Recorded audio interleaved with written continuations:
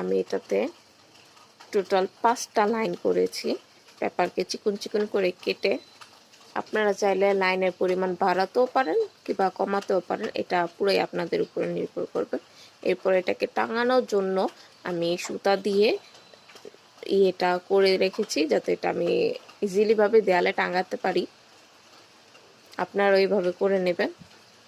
তারপরে এর নিচের অংশে আমি এখানে আর ফ্লাওয়ার দেব না, এখানে জাস্ট লাভ শেপের কিছু এই পেপার কেটে আমি এগুলি বসিয়ে দিচ্ছি। পুরাটা ফাইনাল লুকটা যখন দেখবেন আশা করি বুঝে যাবেন। আপনারা চেষ্টা করবেন এটা এভাবে বানানোর। চাইলে আপনারা একটু অন্যরকম করে চেঞ্জ করে বানাতে পারেন, অবশ্যই সুন্দর লাগবে। এই যে এটা ফাইনাল লুক রেডি। আপনারা এই বলেন এটা কিরকম হয়েছে। যদি ভালো লেগে থাকে অবশ্যই চ্যানেলটাকে সাবস্ক্রাইব করবেন আর ভিডিওতে লাইক দিবেন। ভালো থাকবেন, সুস্থ থাকবেন। আল্লাহ হাফেজ।